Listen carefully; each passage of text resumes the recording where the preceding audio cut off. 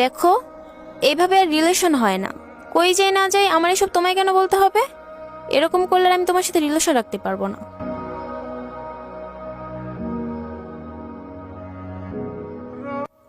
আমার কাছে হয়তো তনু ছাড়া বেস্ট কেউ হতে পারে না। নিজের গার্লফ্রেন্ড, তাকে শাসন করবো, সেটা করতে পারবো না। আমার আজই তনুর সাথে কথা বলতে হবে, যেভাবে হোক রিলেশনটা ঠিক করতে হবে। আর ওর থেকে আমার বেটার কোনো অপশন নেই। আমি আজই তার কাছে ক্ষমা চাইব। আমার অনেক ভালোবাসে, সে আমায় ক্ষমা করে দেবে। এখন তো তার আইডিটাও মনে নেই। আইডিটা চালায় কি চালায় না সেটাও তো জানি না। ব্লক করে দিয়েছি, ব্লক লিস্টও তো নেই। তাহলে এক কাজ করি, একবার সার্চ করে দেখে ঘুরে ফিরে কোনো ফ্রেন্ডের সাথে মিউচুয়াল আছে কিনা। মিউচুয়াল তো নাই।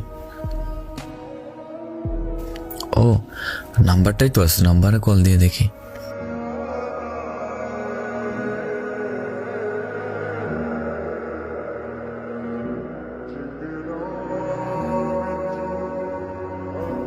কলটা পর্যন্ত বন্ধ, কি করবো এখন? ওর বান্ধবীর হোয়াটসঅ্যাপ নাম্বার তোমার কাছে আছে, ওকে একটা মেসেজ করে দেখি, ও রিপ্লাই দেয় কিনা, তাহলে ওর সাথে কথা বলতে পারবো। তিথি, আমি আশিক, একটু কথা বলতে পারবো তোমার সাথে? তনুর বয়ফ্রেন্ড আশিক ভাই নাকি আপনি? হ্যাঁ, আমি আশিক। আচ্ছা, তনু কি কোনো আইডি চালায় না এখন আর? আমি যে আইডিটা খুলে দিচ্ছিলাম সেটা পাচ্ছি না কেন? তাছাড়া ওর ফোন নাম্বারও ফোন ঢুকছে না। আমি আসলে তোমার সাথে এই জন্য কথা বলতেছি, কারণ ওরে আমার খুব দরকার। আমি ওরে আমার লাইফে আবার ফিরে পেতে চাই, আমার করে নিতে চাই। সেই জন্য তুমি শুধু ওর আইডিটা দাও, অথবা নতুন কোনো নাম্বার থাকলে দাও। আমার ওর সাথে কথা বলতে খুব ইচ্ছে হচ্ছে।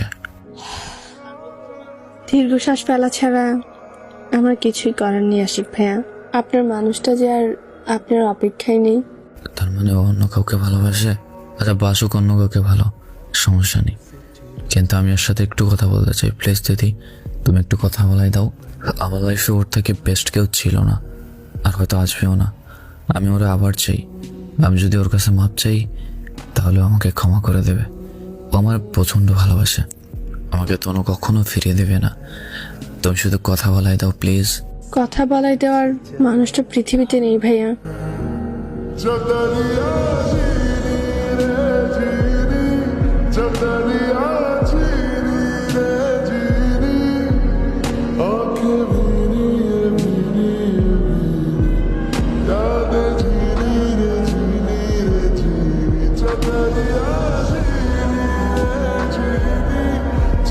দিদি, মজা করো না প্লিজ, খুব মন খারাপ এবং মেজাজও প্রচণ্ড খারাপ।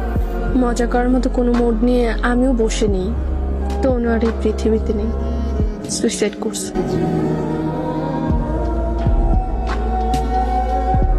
কিন্তু কেন? রিলেশন ব্রেকআপ হয়।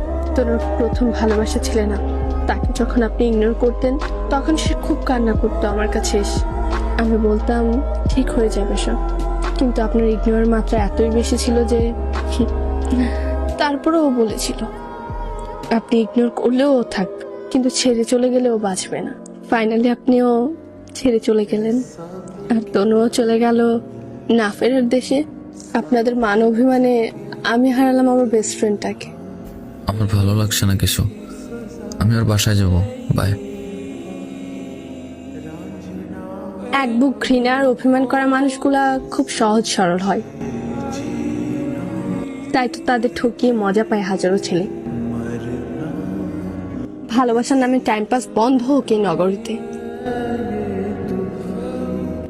নয়তো নিষিদ্ধ করা হোক ফ্রেন্ডস, যার জন্য কান্না করতে হয় অন্য একজনকে। ভালো থাকুক অভিনয় করা এই ভদ্র সমাজের ভদ্র মানুষজন, যারা ভালোবাসার নামে অভিনয় করে।